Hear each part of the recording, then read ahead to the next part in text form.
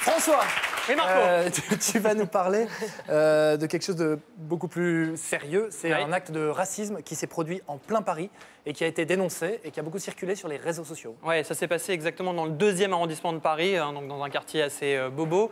C'était le jour de l'ouverture, quelques jours après l'ouverture d'une boutique qui s'appelle Colorful Black, qui est une boutique pour produits cosmétiques pour peau noire ou cheveux crépus. Et donc Anne-Marie Mendy, qui est la gérante de cette boutique, arrive mercredi dernier devant sa boutique. Elle découvre une affiche très violente qui témoigne toujours de la persistance du racisme en 2016. Je vous laisse découvrir ces mots. Donc une affiche anonyme, hein, bien sûr, sur la devanture qui dit « Nous ne voulons pas d'ici de boutique afro, d'un futur quartier poubelle.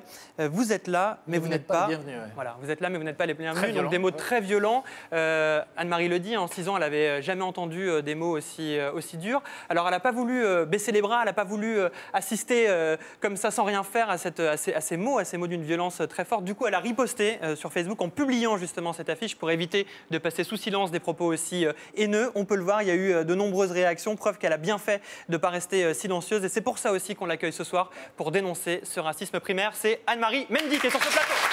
Bienvenue Anne-Marie. Bonsoir. Bonsoir. Ça va? Ça va. Installez-vous.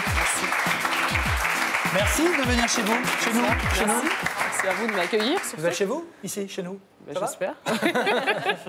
Donc vous arrivez le matin, vous voyez l'affiche, c'est ça? J'arrive le matin, j'ai ma collègue qui a essayé de me contacter bien avant. Et puis j'arrive sur place, elle me dit « Regarde ce qu'ils ont écrit. J'ai voulu l'arracher, mais j'ai préféré que tu le vois avant. » Donc je lis et sur le coup, je me dis « Waouh, quand même, on est en 2016. » Et là, mon mari me dit « Attends, il m'a vu en train de vouloir arracher le papier. Il m'a dit « Attends, je prends une photo. » Et puis, sur le coup, je l'ai arraché. Et sur l'autre porte aussi, on avait un deuxième que j'ai arraché aussi.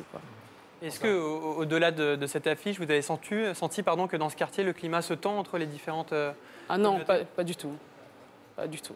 D'accord, donc c'est vraiment un cas isolé, un acte isolé. Depuis que vous avez révélé cet acte-là, au contraire, dans votre quartier, vous sentez il y a énormément de témoignages de solidarité. Hein. Ah oui, tout le voisinage est arrivé pour nous dire qu'ils nous donnaient tout leur soutien. Ça vous a fait du bien? Ah, ça fait du bien, parce qu'au début, on se dit, est-ce que c'est tous des hypocrites à l'extérieur? Est-ce qu'on doit sourire à tout le monde ou pas? Mais quand on a tout le voisinage qui vient nous dire, écoutez, ce courrier-là... on n'est pas du tout dedans, on n'est pas du tout d'accord avec... Vous avez déjà entendu parler d'initiatives de ce genre-là dans d'autres quartiers de Paris? Non, pas du tout. Il y a eu un soutien aussi politique, hein. Je crois que le maire du 3e... Oui, le maire du 2e est venu nous soutenir, en fait. Ouais. C'est quoi la première émotion que vous avez ressentie en lisant ça, en fait? Le premier jour, j'étais très bien. C'est plutôt mes collègues qui étaient un peu déprimés. Et je leur disais, mais non, mais c'est pas grave, on sait tous que le racisme existe, donc c'est arrêté de... c'est pas le peine d'en faire une affaire d'État, quoi. Puis après, je me suis posée, je me suis dit, on ne doit pas se taire quand même, arracher ce papier et le jeter comme ça. Non, il faut que je... Il faut réagir. Il faut réagir, il faut que je me dise ce que j'avais dans ma tête. Il faut que les gens sachent que ce n'est pas uniquement que dans ma tête, quoi. Et Anne-Marie, vous avez déposé plainte immédiatement? Oui, on est parti déposer plainte au commissariat du 2e. Les auteurs risquent quoi, François?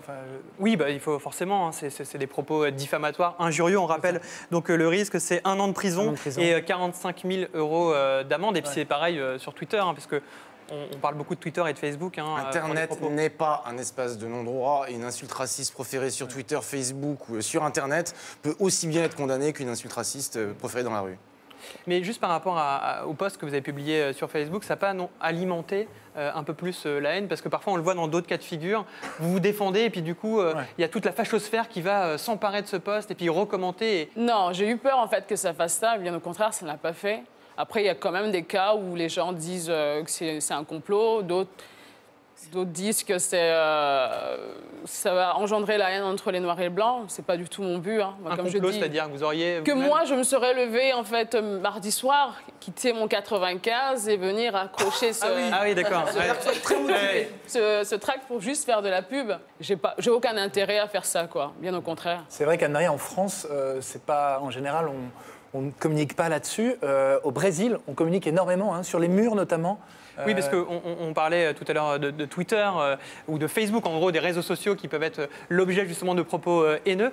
Au Brésil, ils ont fait, c'est une ONG qui a fait une initiative plutôt surprenante, puisqu'ils ont décidé de publier justement tous ces tweets injurieux en 4x3 dans la rue, voilà, en achetant de l'espace. Ça s'appelle le shaming publicitaire. en fait. Voilà, shaming, pour que les personnes soient la honte, honteuses justement d'avoir écrit ces messages. Alors, ils vont assez loin, c'est-à-dire qu'ils essayent de géolocaliser les auteurs qui auraient, les auteurs qui ont écrit ces messages haineux, et donc d'afficher en 4x3 les tweets en floutant quand même, on voit en floutant quand même leur nom et leur profil juste à côté de leur lieu de résidence, avec donc un slogan qui dit racisme virtuel, conséquences réelles.